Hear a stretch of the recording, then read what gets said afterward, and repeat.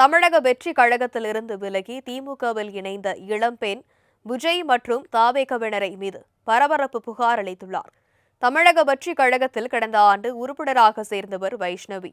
கோவை மாவட்டம் இடையார்பாளையம் பாலாஜி நகரைச் சேர்ந்த இவர் சமூக வலைதளங்களில் தாவேக கொள்கைகளை பரப்பி வந்தார். கடந்த மே மாதம் கொள்கை வேறுபாடு காரணமாக தமிழக வெற்றி கழகத்தில் இருந்து வைஷ்ணவி விலகினார். கட்சியில் நிர்வாகிகள் சிலர் தன்னை பணி செய்ய விடாமல் தடுத்ததாக குற்றச்சாட்டுகளை முன்வைத்தவர்.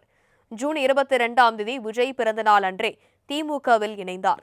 இந்நிலையில் கோவை மாநகர காவல் ஆணையர் அலுவலகத்திற்கு சென்ற வைஷ்ணவி தாவேகவினர் மீதும் அக்கட்சியின் தலைவர் விஜய் மீதும் புகார் மனு அளித்துள்ளார்.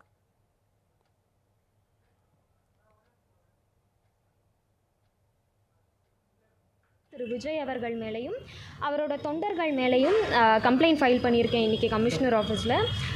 இளம் பெண்கள் அரசியலுக்கு வர்றது அப்படிங்கிறது இப்போ தான் அதிகமாகிட்டுருக்கு. இப்படி இருக்கக்கூடிய ஒரு சூழலில் அவங்கள பற்றி ஒரு ஆபாசமான கருத்துக்கள் பதிவு பண்ணும்போது அவங்களுக்கு எப்படிங்க அரசியல் களத்துக்கு வரணும் அப்படின்னு தோணும்? தாவேகாவில் இருந்து விலகிய நாள் முதல் தன்னை விஜயின் தொண்டர்கள் தனது புகைப்படத்தை ஆபாசமாக மார்பிங் செய்து சமூக வலைதளங்களில் பரப்புவதாகவும் மோசமான மீம்ஸுகளை பதிவிடுவதாக மனுவில் தெரிவித்தார். தன்னை போல இளம்பெண்கள் அரசியலுக்கு சேவை செய்யும் ஆசையில் வந்தால் தாவேகவினர் செயலால் மன உளைச்சலுக்கு ஆளானதாக கூறினார்.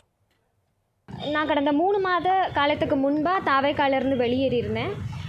தாவேகாலிருந்து வெளியேறின சமயத்திலிருந்தே தொடர்ந்து தாவேகா தொண்டர்கள் ஆகட்டும் ரொம்ப அஃபென்சிவான கமெண்ட்ஸ் தான் போட்டுட்ருக்காங்க. ஆபாசமாக சித்தரிக்கிறது, மார்ஃப் பண்ணுறது, தேவையில்லாத அவதூறுகளை பரப்புறது, இந்த மாதிரியான ஒரு செயல் தான் தொடர்ந்து நடந்துகிட்டே இருக்குது நான் வெளியேறின காலம் தொட்டே.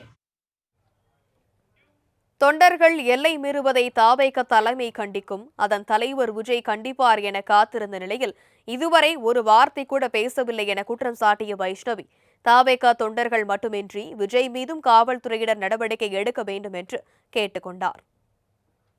நானும் தாவேகா தலைவர் திரு விஜய் அவர்கள் ஏதாவது ஒரு அறிக்கை வாய்மொழியாகவோ இல்லாட்டி அறிக்கை எழுத்து வடிவிலையோ கொடுப்பாரு அப்படின்னு நானும் எதிர்பார்த்துட்டே இருந்தேன் இந்த 2 மாத காலமாக.